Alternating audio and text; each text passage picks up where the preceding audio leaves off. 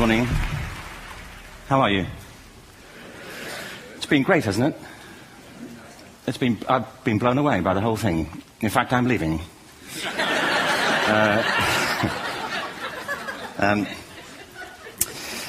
There have been three themes, haven't there, running through the conference, which are relevant to what I want to talk about. One is the extraordinary evidence of human creativity in all of the presentations that we've had and in all the people here.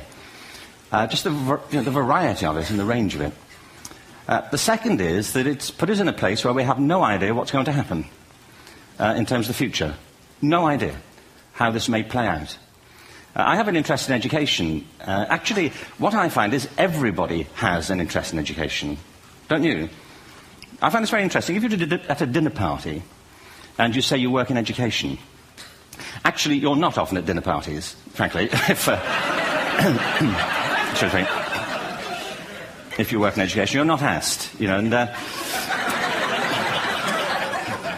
and you're never asked back, curiously. That's I think it strikes me.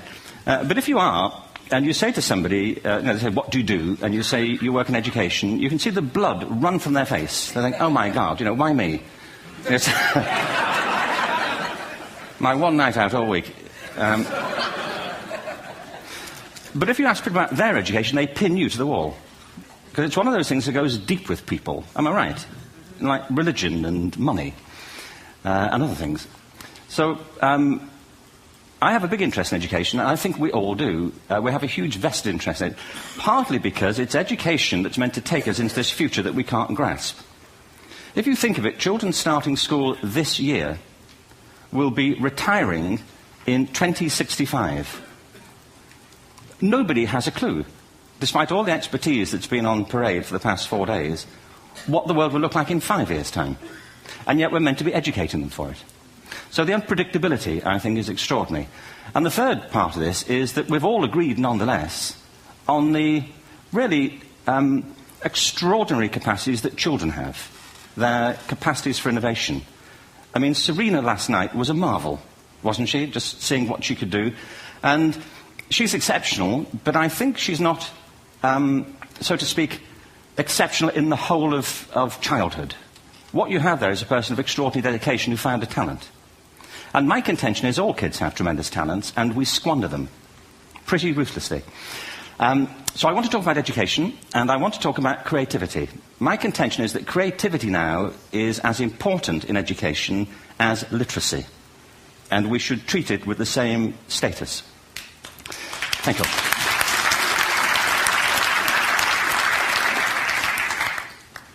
That was it, by the way. Thank you very much. So, 15 minutes left. Well, I was born... No, I had a great story recently, I love telling it, of a little girl who was in a drawing lesson. She was 6, and she was at the back drawing, and the teacher said this little girl hardly ever paid attention. And in this drawing lesson, she did. And the teacher was fascinated. She went over to her and she said, "What are you drawing?" And the girl said, "I'm drawing a picture of God." And the teacher said, "But nobody knows what God looks like." And the girl said, "They will in a minute."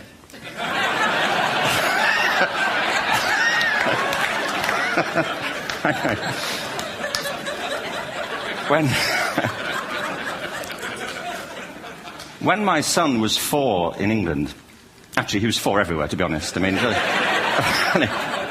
if we're being strict about it, wherever he went, he was 4 that year. But he was in the Nativity play. Do you remember the story? No, it was big. It was a big story. Mel Gibson did the sequel. You may have seen it. I don't know. It was Nativity 2. But James got the part of Joseph, which we were thrilled about. We consider this to be one of the lead parts. We had the place crammed full of agents in T-shirts, you know. James Robinson is Joseph. He didn't have to speak, but do you know the bit where the 3 kings come in? They come in bearing gifts, and they bring gold, frankincense, and myrrh. This really happened. We're sitting there, and they, I think, just went out of sequence. Because we talked to the little boy afterwards and said, you know, are you okay with that? And they said, yeah, why was that wrong? They just switched. I think that was it. Anyway, the 3 boys came in, little 4-year-olds with tea towels on their heads, and they put these boxes down. The first boy said, "I bring you gold." And the second boy said, "I bring you myrrh." And the third boy said, "Frank sent this."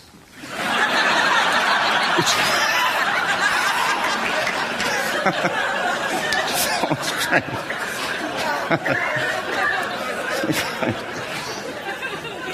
What these things have in common, you see, is that kids will take a chance. You know, if they don't know, they'll have a go. Am I right? They're not frightened of being wrong. Now, I don't mean to say that being wrong is the same thing as being creative. What we do know is, if you're not prepared to be wrong, you'll never come up with anything original. If you're not prepared to be wrong. And by the time they get to be adults, most kids have lost that capacity. They have become frightened of being wrong. And we run our companies this, by the way. We stigmatize mistakes. And we're now running national education systems where mistakes are the worst thing you can make. And the result is that we are educating people out of their creative capacities. Picasso once said this. He said that all children are born artists. The problem is to remain an artist as we grow up. I believe this passionately, that we don't grow into creativity, we grow out of it. Or rather, we get educated out of it. So why is this? I lived in Stratford-on-Avon until about 5 years ago. In fact, we moved from Stratford to Los Angeles. So you can imagine what a seamless transition, this was from LA. Actually, we lived in a place called Snitterfield, just outside Stratford, which is where Shakespeare's father was born. Are you struck by a new thought? I was. You don't think of Shakespeare having a father, do you? Do you? Because you don't think of Shakespeare being a child. Do you? Shakespeare being 7. I never thought of it. I mean, he was 7 at some point. He was in somebody's English class, wasn't he? Do you understand? Really? How annoying would that be?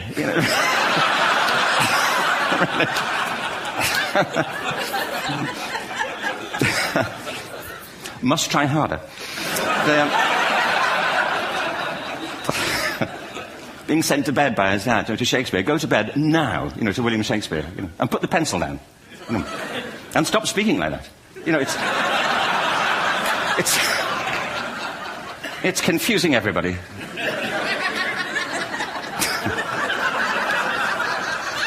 Anyway, we moved from Stratford to Los Angeles, and I just want to say a word about the transition. Actually, my son didn't want to come. I've got 2 kids. He's 21 now, and my daughter's 16. He didn't want to come to Los Angeles. He loved it, but he had a girlfriend in England. This was the love of his life, Sarah. He'd known her for a month. Mind you, they'd had their 4th anniversary by then, because it's a long time when you're 16. Anyway, he was really upset on the plane. He said, "I'll never find another girl like Sarah." And we were rather pleased about that, frankly, because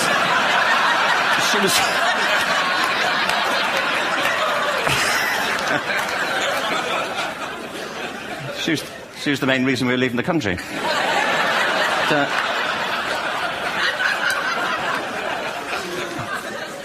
But something strikes you when you move to America and when you travel around the world. Every education system on Earth has the same hierarchy of subjects. Everyone, doesn't matter where you go. You think it would be otherwise, but it isn't. At the top are mathematics and languages, then the humanities, and at the bottom are the arts, everywhere on Earth. And in pretty much every system, too, there's a hierarchy within the arts. Art and music are normally given a higher status in schools than drama and dance. There isn't an education system on the planet that teaches dance every day to children the way we teach them mathematics. Why? Why not? I think this is rather important. I think maths is very important, but so is dance. Children dance all the time if they're allowed to. We all do. We all have bodies, don't we? Did I miss a meeting? I think... Truthfully, what happens is, as children grow up, we start to educate them progressively from the waist up. And then we focus on their heads, and slightly to one side. If you were to visit education as an alien and say, what's it for, public education, I think you'd have to conclude, if you look at the output, who really succeeds by this? Who does everything they should? Who gets all the brownie points? Who are the winners? I think you'd have to conclude the whole purpose of public education throughout the world is to produce university professors. Isn't it? They're the people who come out the top, and I used to be one. So there. And I like university professors, but, we shouldn't hold them up as the high watermark of all human achievement. They're just a form of life. Another form of life. But they're rather curious, and I say this out of affection for them. There's something curious about professors. In my experience, not all of them, but typically, they live in their heads. They live up there, and slightly to one side. They're disembodied, in a kind of literal way. They look upon their body as a form of transport for their heads. It's... Don't they? It's a way of getting their head to meetings.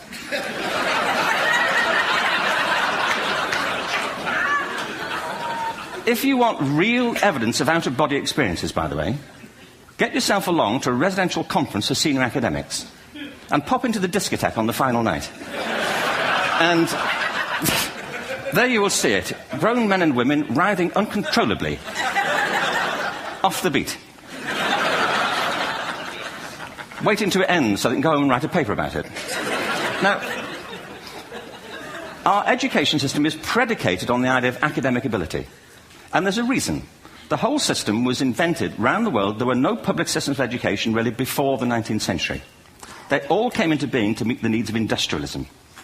So the hierarchy is rooted on two ideas. Number one, that the most useful subjects for work are at the top.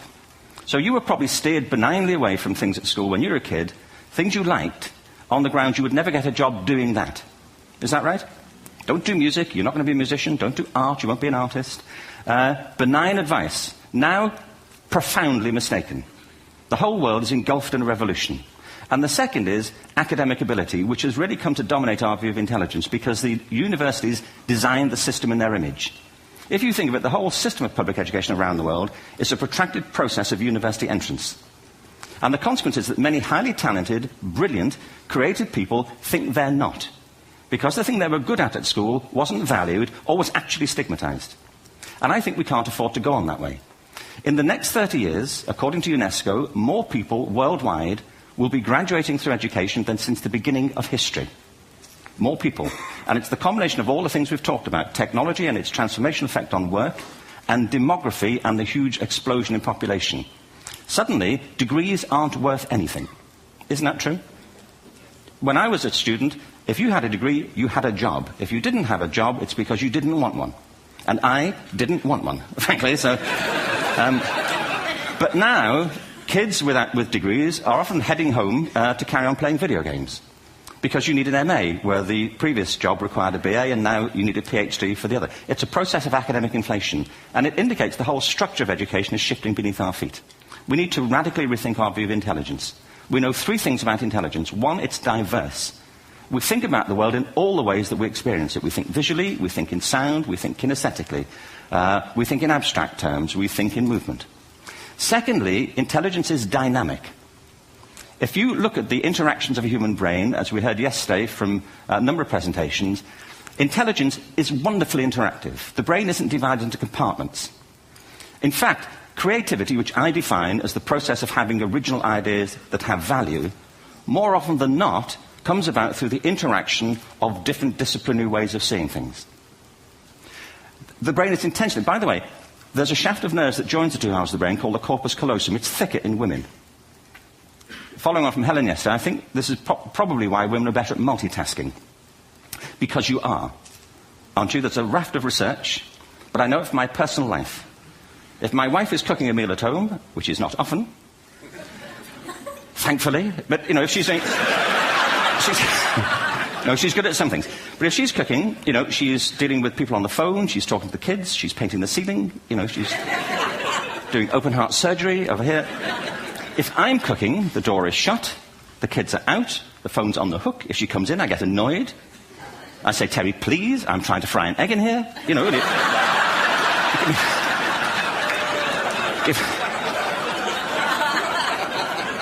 Give me a break.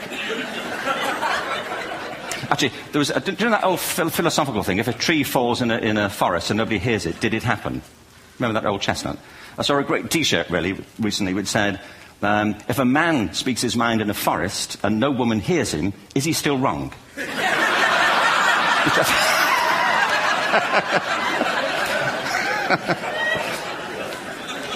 And the third thing about intelligence is it's distinct. I'm doing a new book at the moment called Epiphany, which is based on a series of interviews with people about how they discovered their talent. I'm fascinated by how people got to be there. It's really prompted by a conversation I had with a wonderful woman who most people have never heard of. She's called Gillian Lynn. Have you heard of her? Some have. She's a choreographer, and everybody knows her work. She did Cats. and Phantom of the Opera. She's wonderful. I used to be on the board of the Royal Ballet in England, as you can see. And anyway, Julie and I had lunch one day. I said, how'd you get to be a dancer? And she said it was interesting. When she was at school, she was really hopeless. And the school in the 30s wrote to her parents and said, we think Gillian has a learning disorder. She couldn't concentrate. She was fidgeting. I think now they'd say she had ADHD. Wouldn't you? But this was the 1930s, and ADHD hadn't been invented, at this point. So it wasn't an available condition. People weren't aware they could have that. Anyway, she went to see this specialist. So this oak-panelled room, and she was there with her mother, and she was led and sat on this chair at the end, and she sat on her hands for 20 minutes while this man talked to her mother about all the problems Gillian was having at school. And at the end of it, because she was disturbing people, her homework was always late and so on, little kid of 8, in the end, the doctor went and sat next to Gillian and said, Gillian, I've listened to all these things that your mother's told me. I need to speak to her privately. So he said, wait here, we'll be back. We won't be very long. And they went and left her. But as they went out the room, he turned on the radio that was sitting on his desk. And when they got out the room, he said to her mother, just stand and watch her. And the minute they left the room, she said she was on her feet, moving to the music. And they watched for a few minutes, and he turned to her mother, and he said, Mrs. Lynn, Gillian isn't sick, she's a dancer. Take her to a dance school. I said, what happened? He said, she did. I can't tell you how wonderful it was. We walked in this room, and it was full of people like me. People who couldn't sit still. People who had to move to think. Who had to move to think. They did ballet, they did tap, they did jazz, they did modern, they did contemporary. She was eventually auditioned for the Royal Ballet School. She became a soloist. She had a wonderful career at the Royal Ballet. She eventually graduated from the Royal Ballet School, found her own company, the Gillian Dance Company, met Andrew Lloyd Webber. She's been responsible for some of the most successful musical theatre productions in history. She's given pleasure to millions, and she's a multi-millionaire. Somebody else might have put her on medication and told her to calm down. Now, I think...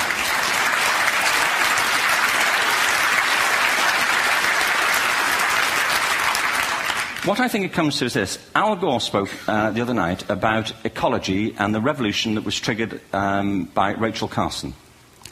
I believe our only hope for the future is to adopt a new conception of human ecology, one in which we start to reconstitute our conception of the richness of human capacity.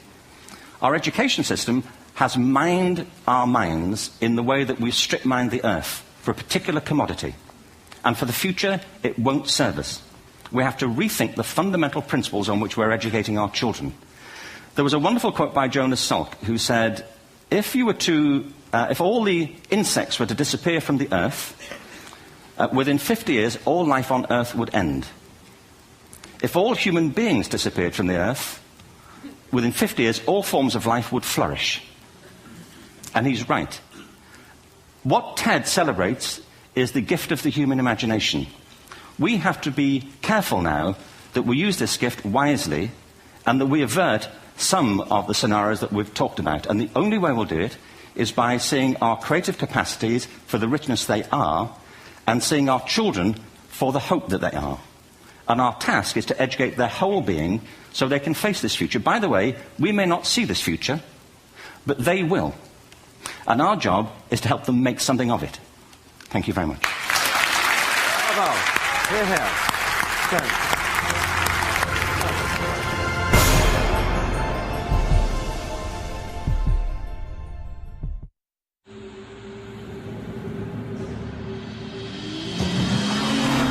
It's a sports car, yet a sedan. Powerful, yet fuel efficient. Modern, yet timeless. Introducing the new BMW 3 Series, our most advanced 3 yet.